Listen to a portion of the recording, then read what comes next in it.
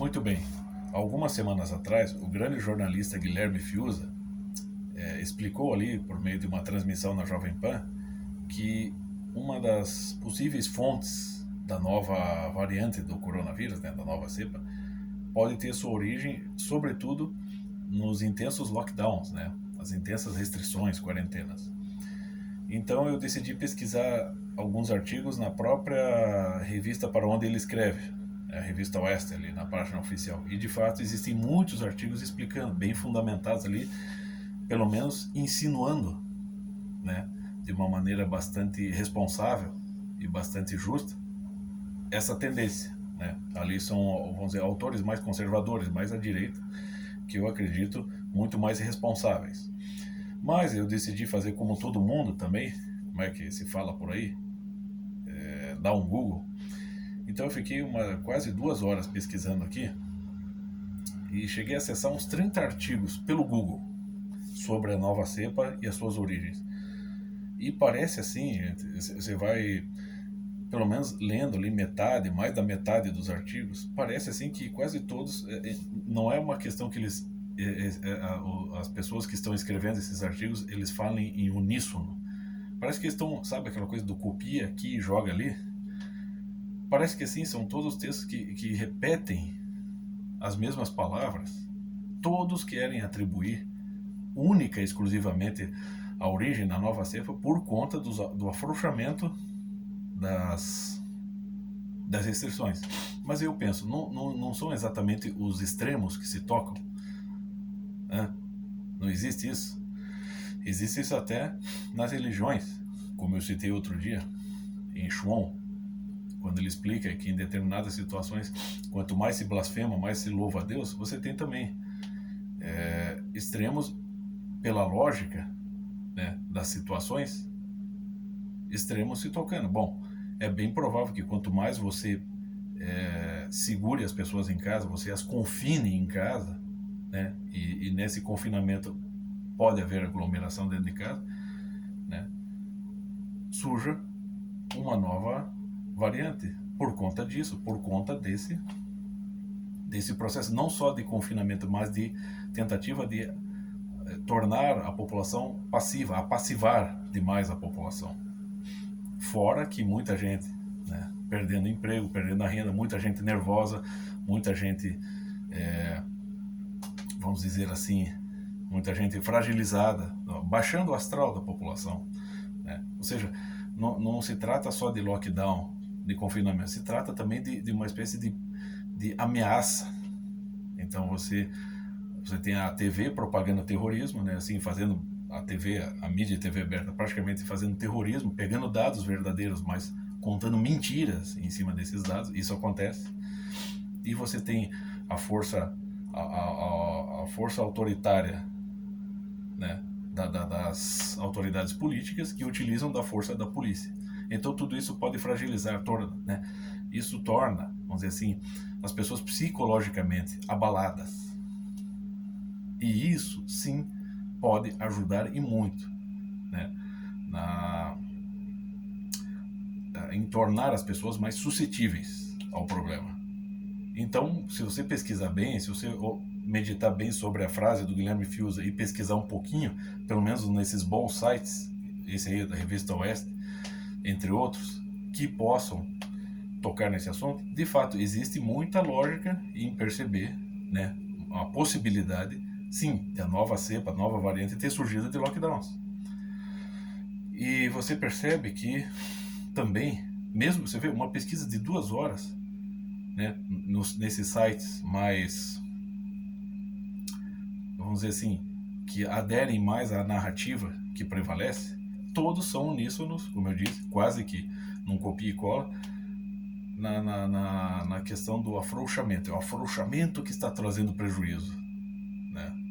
Mas como é que a gente vai saber? Não existe, não é questão da flexibilização das normas que pode pôr um equilíbrio nas situações, tanto na situação física quanto na situação emocional, porque se você começa a restringir todo mundo, se você começa a prender todo mundo em casa e você torna as pessoas dependentes do Estado ou torna as pessoas vulneráveis, não é isso que pode de fato tornar as pessoas mais doentes, né? E o pior é que tem um bando, os famosos Covid lovers, que ainda chegam nas redes sociais, quando um grupo de pessoas vai sair fazendo um protesto e mantendo, usando do seu direito de ir e vir, mas também respeitando as normas de distanciamento, de máscara, enfim, ainda são criticados por esses Covid lovers.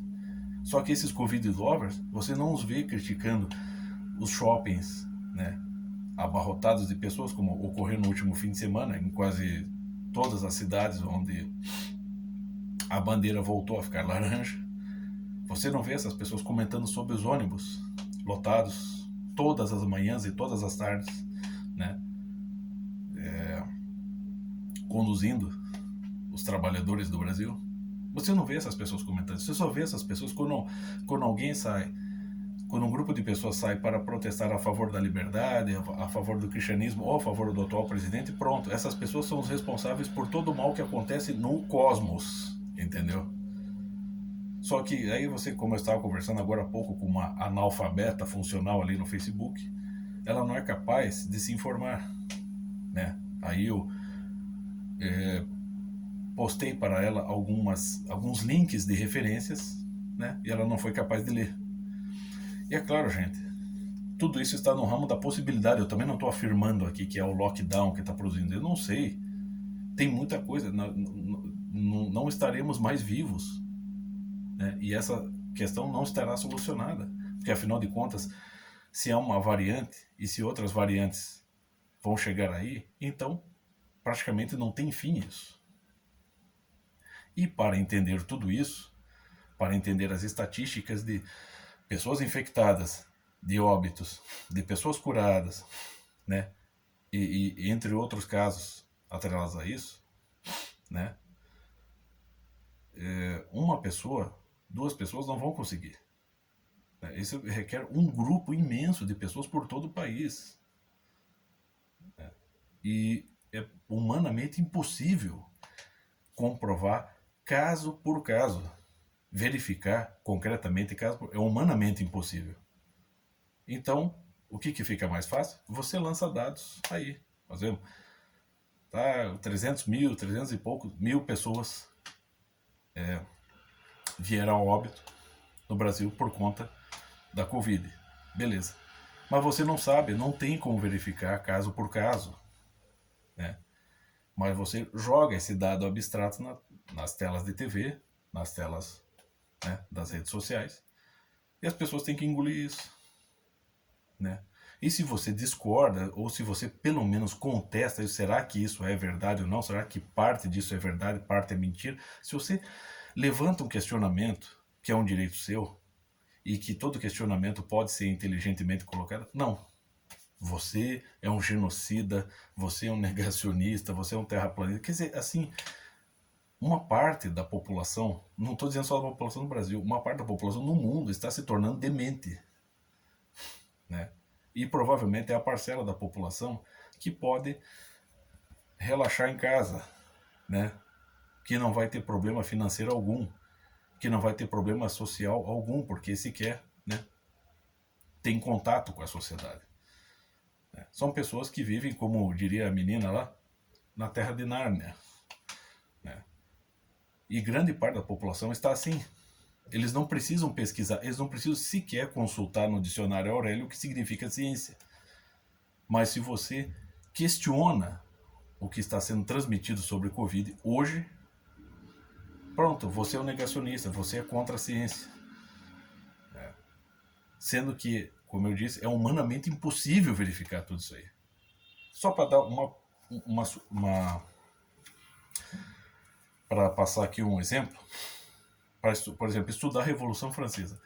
Tem, infelizmente, né, tem gente da minha família que ali o cara assiste uma ou duas séries ali produzidas pelo canal History Channel, né, sobre a Revolução Francesa. Tem ali 1 hora, 2 horas, 3 horas de documentário sobre a Revolução Francesa. O cara acha que entendeu tudo de Revolução Francesa. Não entendeu nada, meu filho.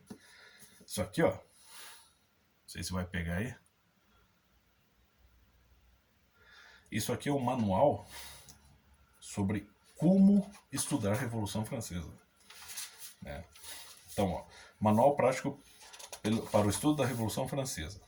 Então, ele tem assim, são 400 páginas. Opa, perdão, são 300 páginas. Assim, basicamente não com análise sociológica, filosófica, histórica. São 300 páginas com indicações de referências, documentos, né, testemunhos, registros municipais, né, registros oficiais em repartições públicas, né. Você tem também a indicação de literaturas, por exemplo, você pega um Balzac, Alexandre Dumas, entre outros que viveram a época.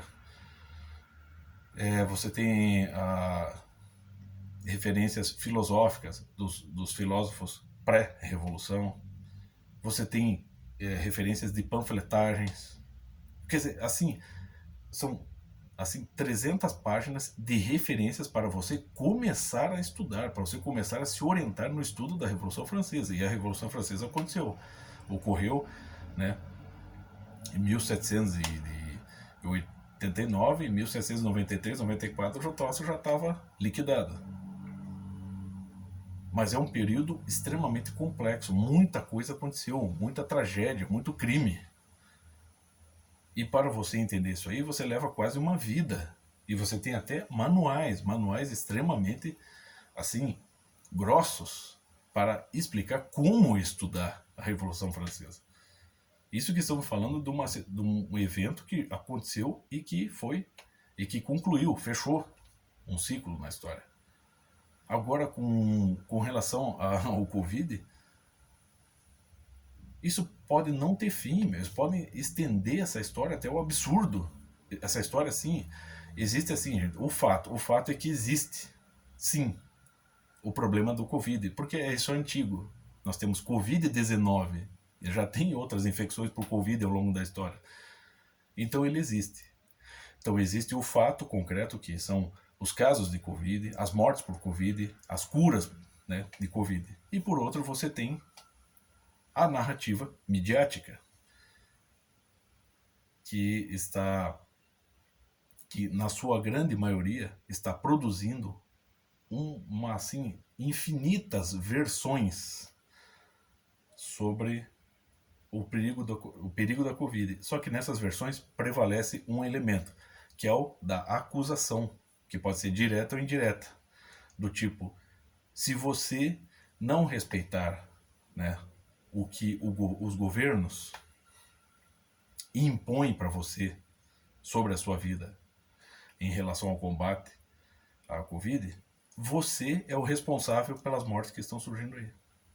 Né? E para acrescentar isso, né, ainda surgiu uma manchete aí dizendo que apoio a Bolsonaro está ligado ao aumento do número de casos e de mortes por Covid no Brasil.